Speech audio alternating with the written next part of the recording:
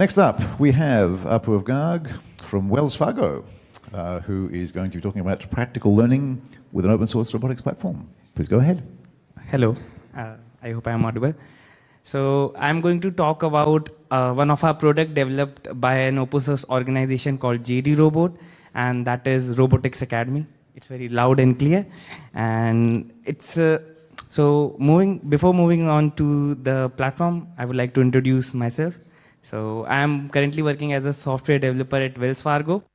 So it's a bank, and my project is not related to that.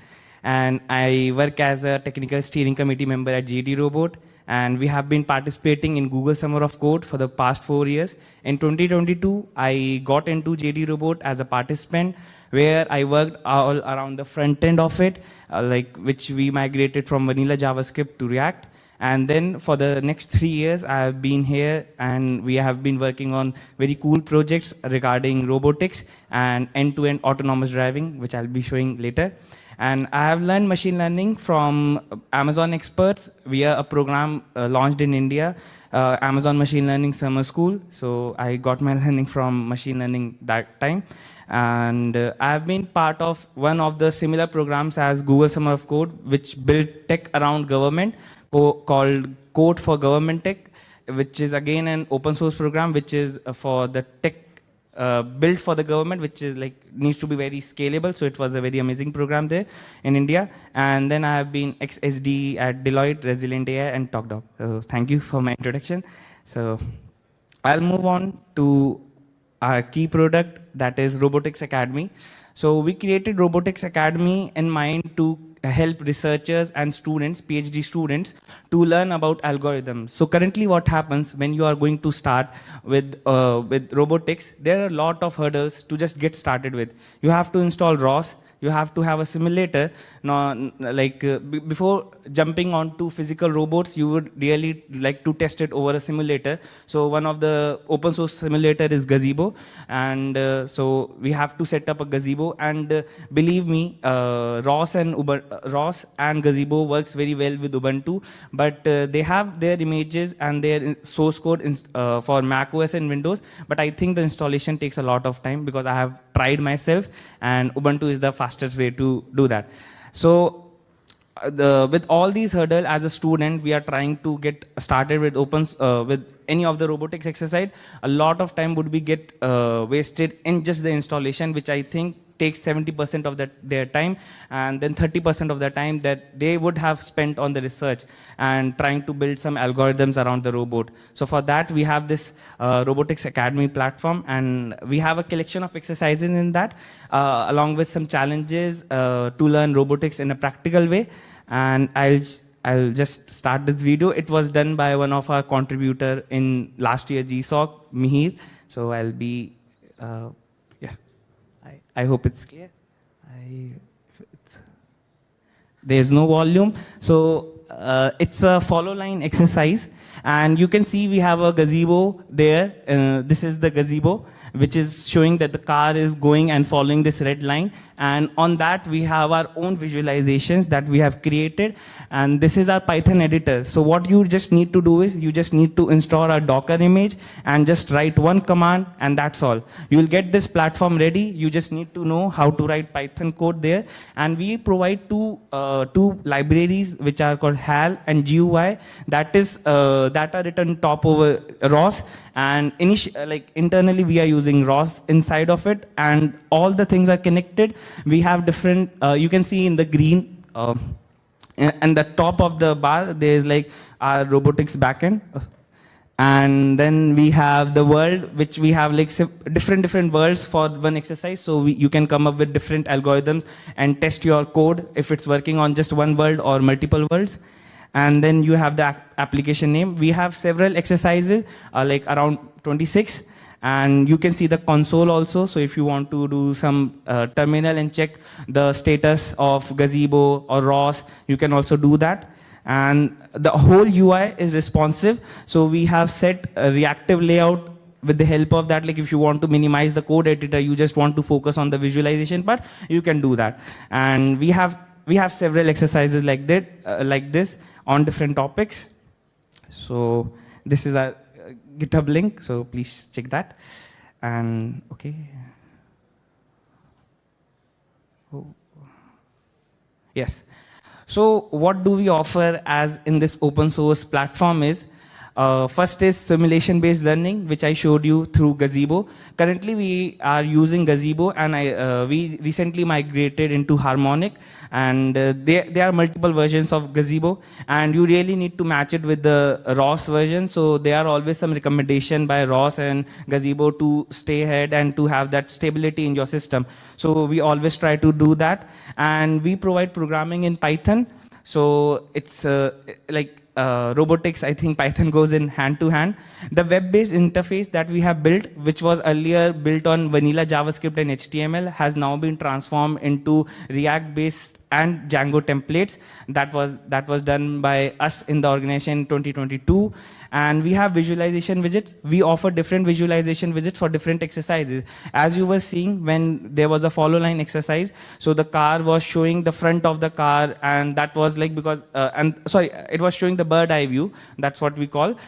So it was showing from the top view and was showing that the car was following the red line. And similarly, we have a human detection, palm detection, where we can see the numbers like digit classifier exercise. So there we are using actual camera that becomes our new visualization widget. So for every different exercises, we have our own visualization widget, which can help researchers and students to get the results and to test their algorithms. And this is cross-platform execution. We are using Docker for it. So you don't need to think about which OS you are using, be it Mac OS, Windows, or Linux. You can run it anywhere, and it would be very easy to just run, because you just need Docker, and you just need to run the image for it and nothing else. And we also offer with compatibility with physical robots. Okay, you all have done the simulation part, but you really want to test the cool thing, right? You would like to put the code into the robot and test if it's working correctly or not. So that is also there. You can load your code into the robot and test if the algorithm is perfectly fine or it was just working in the simulator, because simulator is still a simulated environment, but when it comes to real world, the things get a little changed, so you can test your code there also. And there's one that I missed, it's the top. We support hardware acceleration. We are using CUDA for that, so NVIDIA CUDA. So your system can, we use GPUs to accelerate, and it's really fast. So please, this is one of our good feature. I really like it. And so I was talking about 26 exercises, and I have primarily divided into 4 tracks of it. And first is autonomous driving. Can I know how many of you know about Waymo company? Oh, anyone has tried that company, Waymo? Okay, so it's a very cool experience. I have tried it, and it's autonomous driving. So you will be sitting in a car and there's no driver. So it's a little I got nervous, but it's very fantastic. And we have an exercise, we have recently worked on research also there, that with the help of LLM, you can just instruct a car, and the car will listen to the instruction, and it will take the prompts and will make it into actions. Like if I'm saying go ahead 50 meters, so it will check if the car can actually go 50 meters or is there an obstacle. So we do offer such exercises also in our platform. We have computer vision tasks. As I was saying, we have digit classifier exercise. So if you are putting 1, 2, it will show, okay, this is 1, this is 2. So we have such exercises also there. Yes, we do have a drone exercise also, and we are using Move It for building drone exercises. So it's really cool. We have this follow person exercise where a drone will be following a person. You all must seeing one follow person turtle bot here also in the exhibition. We had you doing it for drones also, and we have some service robots also. That is also one of our categories. So that these are the 4 different categories that we are doing. And now I would like to talk about the intuition, how we came to this platform and what were the things. So at our core, we have built a Red Eye, which is just Robotics Academy Docker image. Everything is packed. As I said, you just need Docker to run our application. So what we have done is we have different technologies that we were expecting that the robotics person who was trying to do anything with the robotics to install all these. But we have put everything in one pack called Robotics Academy Docker image. So we are using PostgreDB, which we recently migrated from DB SQLite. And yes, ROS is at the core of it. We have OpenCV for the computer vision exercises, and Gazebo. And as I told you, we are using the web-based interface with the help of React and Django. And one of our main component that is developed by our community, that is Robotics Application Manager. You were seeing Gazebo, but if someone has worked around Gazebo, it doesn't come up like that. It's a simple like it would be a empty world file. So we are creating every world file. We have Ackerman, robots, cars, and you can look at like all of this is there in our repositories available at Robotics Application Manager, and all the things that you require are there. And Ubuntu, I made the big one for Ubuntu because the base image of the Docker was on Ubuntu. That's the reason for it.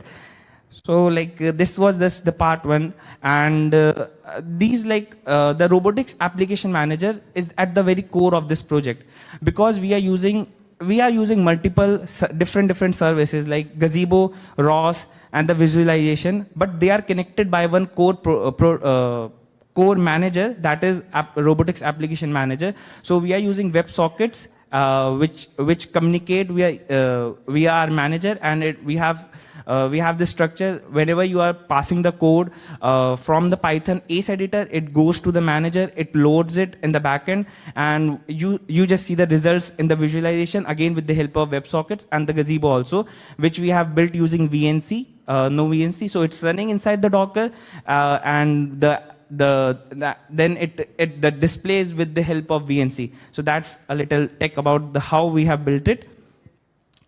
So this is the part 2 of it. I just tried to make some circles in which we are telling like what's the core, how it's going. As I told you, it's the Ubuntu at core, and then we have ROS. We have installed Ubuntu first as the base image, then we are using ROS over it, and then we have our Robotics Application Manager and the Gazebo.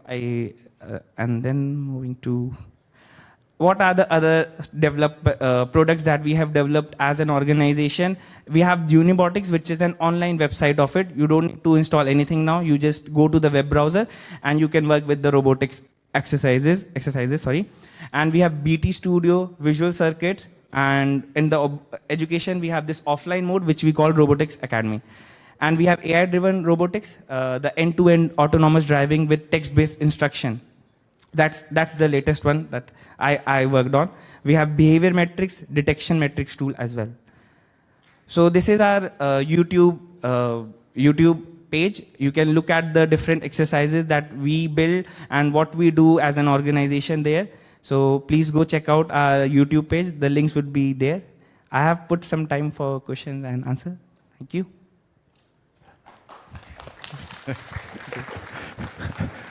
Fantastic, and thank you very much, because we have an exceptionally tight schedule after you, so I really appreciate you finishing a little early.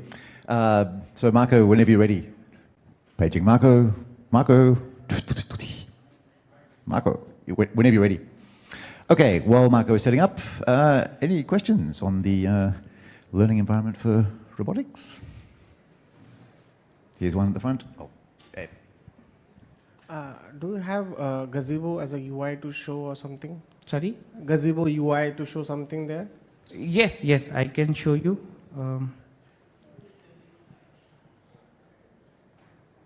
If you are looking at this video, this is the Gazebo running. Actually, we have installed, like the world is already configured here, and this is the simple world. And if you see at the visualization, it's like a base 64 image that we pass through, base 64 encoded image we pass through our WebSockets. So if you look at this, the car is there and the images are also getting rendered from the Gazebo. So this is the Gazebo here. Okay. Yeah.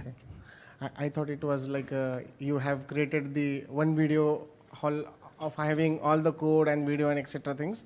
So I didn't distinguish between the Gazebo basically. No, this is our web-based interface basically. You can see everything is installed at one place and you don't need to, jump through a lot of windows. If you have worked with robotics, trust me, it causes a lot of issue if you don't have many monitors. It's at one place only. You just need to, you can also minimize this, like if you want to just look at the visualization. You are done with the coding, you don't want to look at the code now. You just want to look at the result. You just slide it over and you make the visualization bigger and you can look at it more clearly, like if you're working on small. Yeah. One small follow-up question, and I can hand over to him. How we can add the any third-party sensor or something like that? Like for example, if I have a car which takes a U-turn or maybe which takes a horizontal parking system kind of thing, so which requires a 360-degree sensors, right?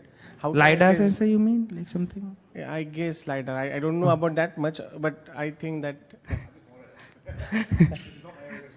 Yeah, kind of LiDAR maybe basically. But how can we test these kind of sensors using this Python? Is there any separate module that we need to learn or add? Like we have a module which is called HAL that controls the robotics movements and the sensors data you will get from the HAL layer that we have built. Okay. Yes. Yeah, thank you. Thank you. We have the unusual problem of actually having time on our hands. Anybody else? Questions, comments, thoughts? Yep, microphone. Hi, thank you for the talk. I just want to check, ask you basically on you guys have created this infrastructure to help people get started in robotics, to create like new algorithms and stuff. But what is exactly the industry trying to look for that robotics to solve? What's the current limitations, and what are we trying to solve for? Could you please repeat the question? Also basically, in terms of robotics as a community and industry, like what are we trying to, like what is the current limitations that has not met the industry requirements, and how do you think that we can solve for it?